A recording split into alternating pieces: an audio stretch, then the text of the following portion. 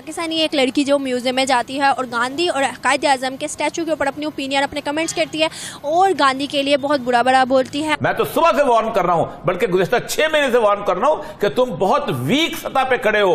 तुम्हारा बलूचिस्तान डिस्टर्ब है, तुम्हारा स्वात डिस्टर्ब है, तुम्हारा वजीरिस्तान डिस्टर्ब है, इंडिया तुम्हारे बॉर्डर्स पे खड़ा हुआ है। तुम तमाशे क्या कर रहे हो पाकिस्तान के अंदर? दुबई का एक शेख जिसने पाकिस्तान और उस लड़की की काफी इंसल्ट की, ये तक कहा कि तुम लोग इंतशार पसंद हो, तुम लोग जो हो इसी लेग पुलिंग की वजह से आज पीछे हो, दुनिया से बहुत पीछे हो। आपका गांधी साहब हमारे पाकिस्तान में इधर उसका भी स्टैचू रखा गया, बट बेचारा नंगा मंगा है, इसको कपड़े नहीं कंप्लीट मिले। बड़े अफसोस की बात। और एक हमारे कायदे आज़म, अरे सऊदी अरेबिया से सीख लें। सऊदी अरेबिया में अभी देखिए वो MBS क्या कुछ नहीं ठीक कर रहा है।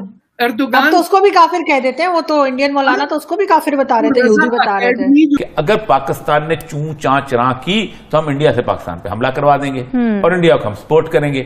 तो ये एक कार्ड उनके पास, उन्होंने 9/11 के फौरन बाद यही कार्ड चला था। वो जो बात कर रहे हैं वो वाकई नो डाउट हम अगर कहीं ना कहीं पीछे हैं तो इन लेग पुलिंग की वजह से ही पीछे हैं। गांधी एक आइकन है। अगर FTF में थे आपने तो क्या कर लिया था? कौन सा नुकसान हो रहा था आपका? आज निकल आए तो क्या कर लेंगे? आप तो मुआशी तौर पे तबाह हो चुके हैं।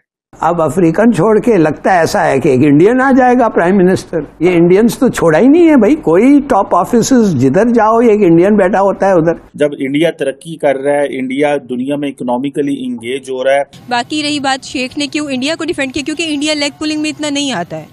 क्या नहीं है जो अमेरिका ने नहीं किया है हमारे साथ दुगलापन किया है, बुजदिली किया है। वो जाके लोग को कहते हैं quote unquote they will sell their grandmothers for money. Sir Khan साहब अब जाहिर है पार्टी के चेयरमैन भी नहीं रह सकते इस नाअहली के बाद। अब पार्टी के चेयरमैन कौन होगा आपके ख्याल में? बुशरा बीबी। फकीर बन के फिरते रहेंगे तो अपने मुल्क की तो इंसल्ट है, ठीक है, और लेग पुलिंग नहीं करनी चाहिए। और इंडिया इसीलिए आगे जा रहा है कि वो जैसा भी है वो हम लोगों को कुछ नहीं कह रहा है। पता नहीं ये पाकिस्तान कब बनाएंगे ये लोग, जिन्होंने 1947 में पाकिस्तान नहीं बनाया। कमेंट्स करती है और गांधी के लिए बहुत बुरा बुरा बोलती है। अगर कायद आज़म की बात करें तो उसके लिए अच्छा बोल के तो सोशल मीडिया पर ये वीडियो अपलोड कर देती है। इसके बरक्स अगर हम देखें, इस वीडियो पर काउंटर करने वाला है दुबई का एक शेख जिसने पाकिस्तान और उस लड़की की काफ़ी इंसल्ट की, ये तक कहा कि तुम लोग इंतशार पसंद हो, तुम लोग जो हो इसी लेग पुलिंग की वजह से आज पीछे हो, दुनिया से बहुत पीछे हो। और अगर इंडिया की बात करें तो गांधी ने ही इंडिया को बनाया है और इंडिया को संवारा, इंडिया को एक अलग किया। और उसके अलावा ये तक कहा कि आज इंडिया तुमसे आगे है, इसी वजह से है कि वो मेहनत करते हैं और तुम लोग सिर्फ बातें करते हो। जो शेख हैं वो इसलिए रिएक्ट कर रहे हैं और उन्होंने पाकिस्तान को एक रियल बेस पे बोला है। एक्चुअली हमें ज़रूरत है हमें चेंज करने की। वो जो बात कर रहे हैं वो वाकई नो डाउट हम अगर कहीं ना कहीं पीछे हैं तो इन लेग पुलिंग की वजह से ही पीछे हैं। गांधी एक आइकन है, कायद आज़म भी एक आइकन है। ये मतलब खुद एक दो तरह की डिफरेंट पर्सनैलिटीज़ हैं जिनमें कोई भी बाइसनेस नहीं थी। उन्होंने मुस्लिम्स को उस तरह से सपोर्ट किया, उन्होंने इंडियाज़ को उस तरह से सपोर्ट किया। जिस हमारा फ़र्क जो था वो नज़रिए का था। आपको लगता है कि किसी की ड्रेसिंग स्टाइल से उसको जज करना चाहिए? बिल्कुल भी नहीं, बिल्कुल भी नहीं। देखिए अपनी पर्सनैलिटी को किस तरह से ग्रूम करना है, कैसे प्रेजेंट करना है, ये आपका अपना इंटरेस्ट भी है और आपका राइट भी है। बाकी रही बात शेख ने क्यों इंडिया को डिफेंड किया, क्योंकि इंडिया लेग पुलिंग में इतना नहीं आता है। इंडिया IT में सबसे ज़्यादा आज क्यों आगे जा रहा है, क्योंकि वो इन तरह की चीज़ों को प्रमोट नहीं करता। हम अपना जो एंगर है वो मुख्तलिफ मीडिया के ज़रिए आगे प्रमोट करते हैं, जो कि हमें नहीं करना चाहिए। जबकि इंडिया से हमें इस तरह की रिसीविंग कम है। तो हमें सबसे बड़ा पॉइंट तो ये है कि हमें यहाँ पे ज़रूरत है कि हम खुद को चेंज करें। अब देखें लेग पुलिंग तो वैसे भी अच्छी बात नहीं है। अगर वो जो मैडम थी उन्होंने अगर इस तरह की बात की है तो उन्हें नहीं करनी चाहिए थी। एक्चुअली बात तो ये है। और देखिए हमारे मुल्क के जो हालात हैं वो आपके सामने हैं। हमारे जो हुक्मरान हैं वो मांगने के लिए जब दूसरों के पास जाएंगे, शेखों के पास जाएंगे, तो उन्होंने तो फिर ऐसी बातें करनी है ना। जब वो फ़कीर बन के फिरते रहेंगे तो अपने मुल्क की तो इंसल्ट है, ठीक है, और लेग पुलिंग नहीं करनी चाहिए। और इंडिया इसीलिए आगे जा रहा है कि वो जैसा भी है वो हम लोगों को कुछ नहीं कह रहा है।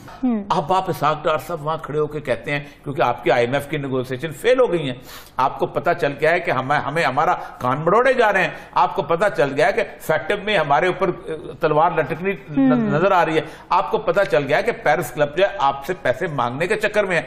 आपने कहा हम तो अब तेल वहां से खरीद देंगे। अब 3 काम करने वाले हैं। ये करेगा अमेरिका को नाराज। आप यूक्रेन के हक में वोट नहीं देंगे, ठीक है।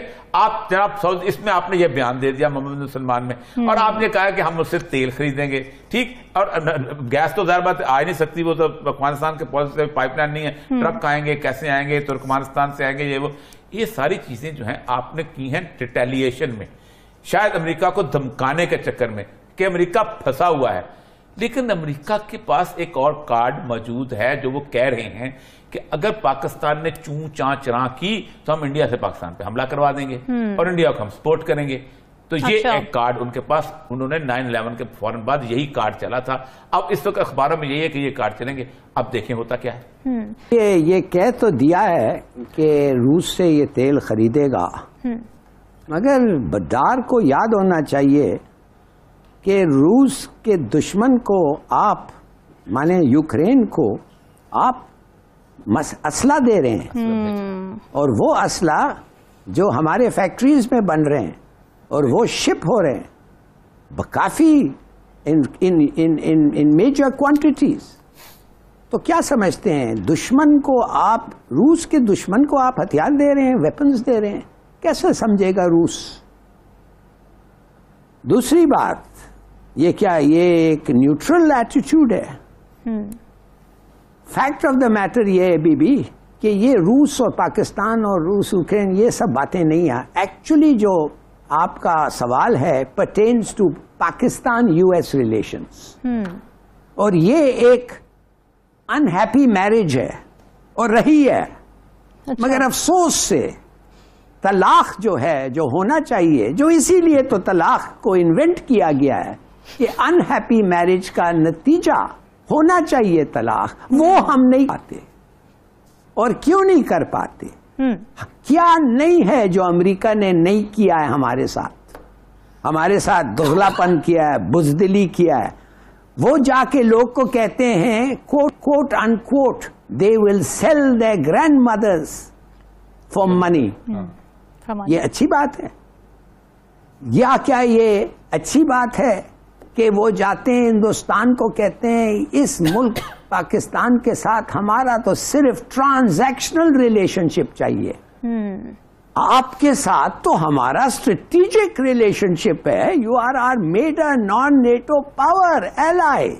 इनके साथ एक अपॉर्चुनिस्टिक रिलेशंस हैं, वो जब हमें इनकी जरूरत पड़ती है उनसे बात करते हैं, जब नहीं पड़ती है हम इनको दूर रखते हैं। भाई इनको तो हम अच्छी तरह जानते हैं।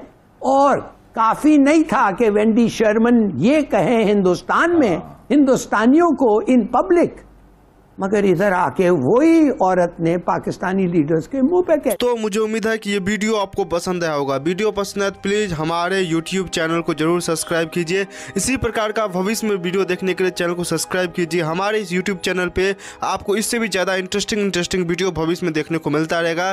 तो प्लीज़ हमारे YouTube चैनल सोच टाइम्स को सब्सक्राइब कीजिए, वीडियो को लाइक कीजिए, इस वीडियो को अपने दोस्तों के साथ जरूर शेयर कीजिए। नमस्कार, फिर मिलेंगे अगले